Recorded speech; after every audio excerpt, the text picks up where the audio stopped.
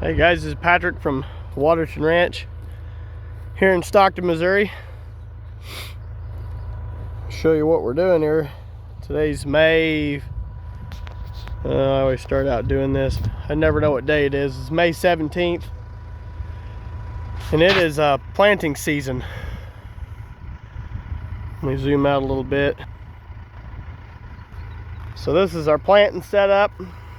Pretty crude. 100 horse Kubota tractor, solid stand, 13-foot Great Plains grain drill. I am not a grain farmer. I've never claimed to be, but I will say this old equipment, it is finicky and it's tough to get it right. It took me quite a while to figure these out, but you can see the rows. It's not a piece of precision equipment. It does a good job now that I finally got it figured out. It took me a couple years, but the trick with these Great Plains drills, the grain drills that I've found is seed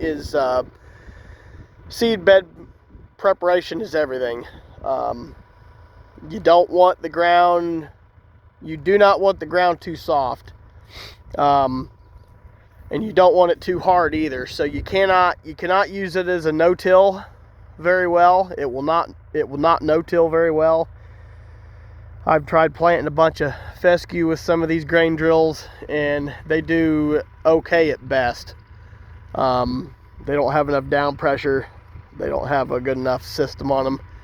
They're old style. You know, this particular planter is a 1983 or 85 model, so you know, for the time it was a good piece of equipment, but here in 2025 it's like what are you doing? But I asked myself that, but that's what we've got to work with, so that's what we use.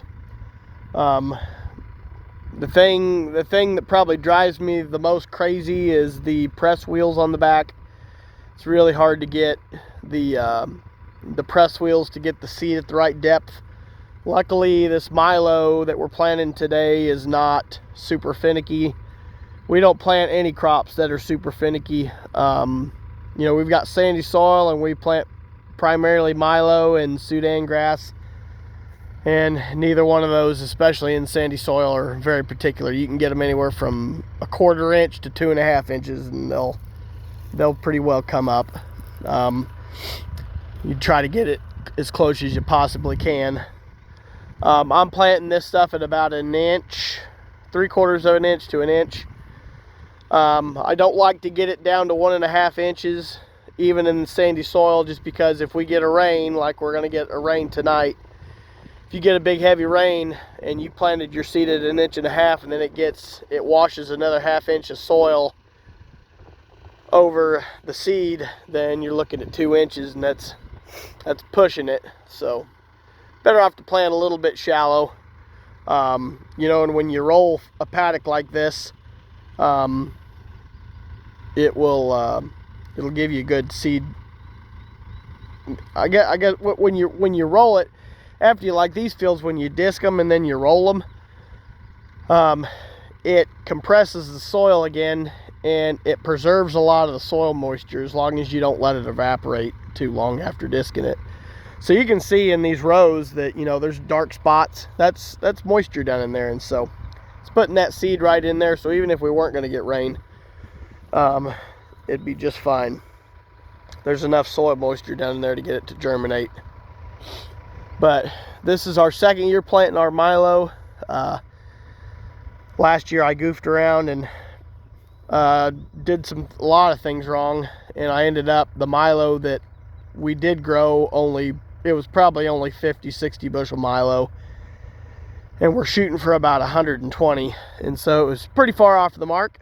It lasted 3 months, so our cows grazed on it for 3 months. So ideally, you know, if it would have been an ideal crop, we could have grazed for 6 months, which that was way more than what we needed, but we got by with what we got, and we're gonna give her a go again this year. And I'm planting Pioneer 85 P75 again. I looked for some high tannin Milo this year to try to mitigate some of our bird pressure that we've been getting in the winter, but I came up with basically nothing. So I'm gonna have to keep looking, but for now, this 85P75 is gonna have to work. But yeah, like I said, this is our second year with Milo. I really liked it the first year, and this year I think I'm really gonna like it because I'm actually doing a lot of this stuff correctly this time around. We're gonna get a good stand, and we're gonna get a good yield out of it. It's gonna get fertilized right and planted at the right time, and all the stuff you're supposed to do. And after all that's said and done, I think we're gonna have a heck of a crop, and yeah, it's gonna be really fun. It's gonna be super fun. Trying to think of anything else. So what we're shooting for is 120 bushel Milo, which is about 500 cow day an acre. That's really high. You know, most guys that you hear about grazing corn or stuff like that, you know, they're shooting for 250, 300 cow days an acre. This Milo is capable, especially this variety, is capable of producing 500 cow day an acre forage. So if we can hit that, boy, we'll if we can kind of get into a program where we can get it right and consistently be hitting that 100 to 120 bushel Milo year in and year out, man, that's just a ton of feed. And if you've got feed, then you've got options. And if you've got options, you can play with stuff and play with different classes of livestock and make some money. So that's the idea. But yeah, this is the old girl. She's pretty crude. Someone backed her into a tree once upon a time, and looks like more than one tree. I don't know. I'm proud to say that was not me. But she ain't pretty, but she knows the sea, as they say. She's barely plant worthy, I'll tell you that. She's barely planting worthy. If she was any less, she'd be in a junk pile somewhere. But it does all right. It does good for what it is. Well, I've already wasted too much time. I'm gonna hop back on and keep planting. Oh, one more thing. We're planting 10 acres, 10 pounds an acre. I don't know what that is in seeds per acre, but we're planting 10 pounds an acre. Pioneer suggests 7.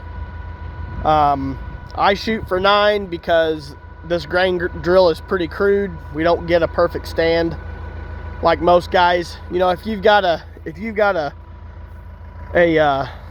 John Deere planter with Milo plates, planting on 30-inch rows or 15-inch rows or something, you got a precision planter, yeah, I'd say go ahead and shoot for 7 and do what's recommended. But with our shady equipment, I always seed a little heavy, because I've seeded too light in the past and it turns into a disaster. If you seed too light, there's nothing you can do about it. If you seed too light, you'll have nothing but weeds, and it's just a nightmare. So seed too heavy. You know, the other thing is this Milo is really good at flexing, what they call flexing. So if you plant it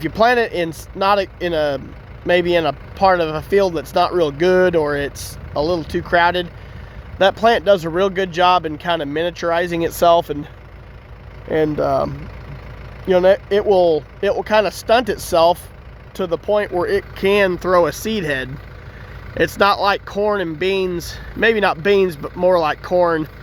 Like, you know, if you have a bad part of a field and you go through and plant corn through a low spot or something, the corn will just do nothing. You know, it might the corn might get 3 or 4 foot tall, but it will not put out a cob.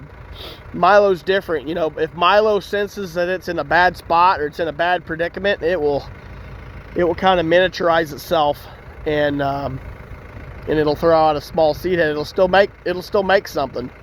So that's kind of cool. So that's why I don't worry about planting a little too heavy. So, but anyways, that's about all I got. I got to get on it. Catch you guys later.